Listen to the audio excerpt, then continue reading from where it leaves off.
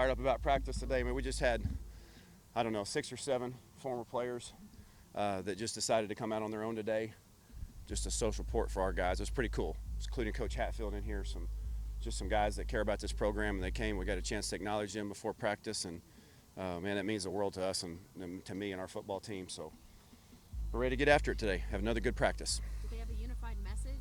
They didn't, and I didn't even. We weren't even the motivational speech mode. Just we wanted to acknowledge them and let them introduce themselves, the air that they played, and just to let our team just acknowledge those guys. We have a lot of visitors at practice, come and go a lot, and I just think it's important for them to recognize that those guys took the time to come out. It was a very heartfelt gesture by them.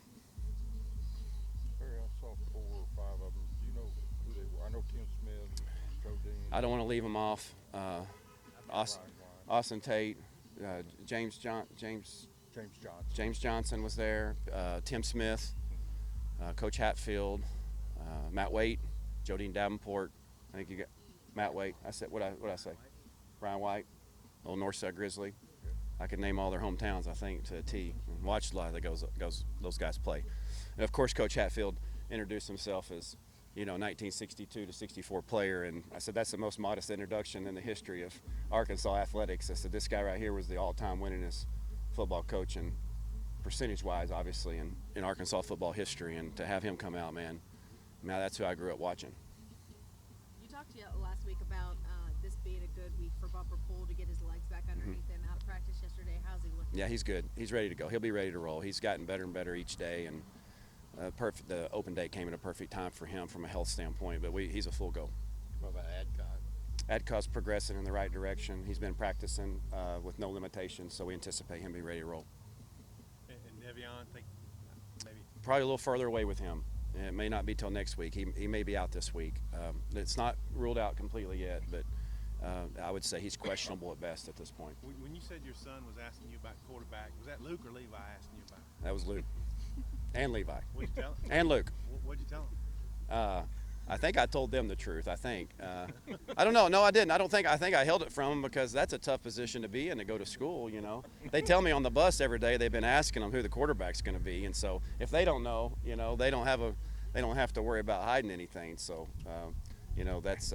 that's a need-to-know basis, I guess. That even in the Lunney household, that doesn't go all the way across all family members. I feel like we haven't just heard a lot about KJ Jefferson as a leader and how he's handled taking more of a role of responsibility with this team. How's that been going? Well, I think about everything that you would need to know in that regard showed up when he took the field against Mississippi State, and then when he had the ball in his hand and just how the team reacted to him. I think that spoke volumes. I know this is really big for Scooter Harris. Last time to play in his home state of Louisiana at night. Got family on the other sideline. Have you seen something different from him? I have. He knows that I have.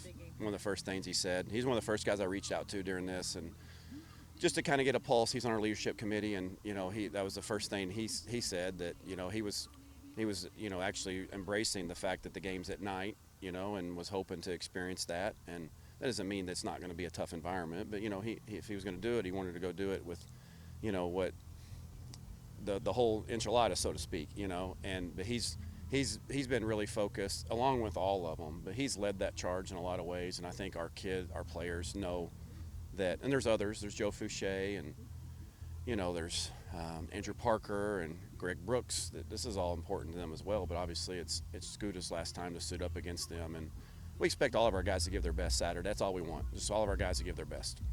Barry, how impressive is that LSU offense? 78% completions for Burrow, and just kind of overnight. I mean, 1 year they've got it going like this. Well, it's very impressive. They're a machine. They're well oiled. They're confident. They really don't have any weaknesses. They're well coached. They got a great quarterback with poise. We talked about that on whatever that day was on Monday, and they're a very good football offensive team, and it's been impressive to watch through 10 games. And a lot of people can have numbers and impressive numbers through 4 or 5 games, depending on your scheduling, but to do it through the course of the season, 10 games deep into this, and our gamut that they've had to run, I think it speaks volumes for how effective they are offensively. You know who you're going to go with in terms of captains? I'm sorry. We got our normal captains, right? Yeah. Connor Limpert's going to be the 4th offensive captain. I didn't. I didn't. You threw me for a loop there. Yes, Connor Limpert. Yes, we told them yesterday that Connor was going to step in, and Steady Eddie, I called him on Monday. We made Steady Eddie our captain, the fourth captain, to complement those other three. You threw me for a loop there. I didn't know what you were talking about for a second. Sorry about that. They're good. Very tough question here. You broke the 0 for 17 a few years ago against LSU. Now you're in another 0 for 17 in the SEC. Just, I don't know. How difficult has this kind of period been, I guess? Yeah, it's been tough. Sure, it's very tough. I mean, it's a tough game. It's a grind, and a lot of work goes into each week in preparation.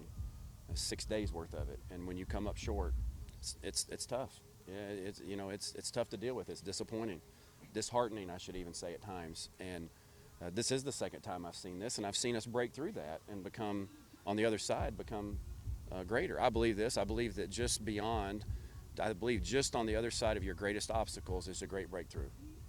And I think it has been tough on our guys, but I don't really draw a comparison in the numbers. But man, I mean, our kids, our players, and our coaches, we're overdue for something good to happen to us, and it's not going to be given to us. We're going to have to go earn the thing. I mean, there's no way around it. But again, if we'll play our best football game of the year this week, and then do the same thing the next week, I firmly believe we're going to have a chance to break through. I believe that.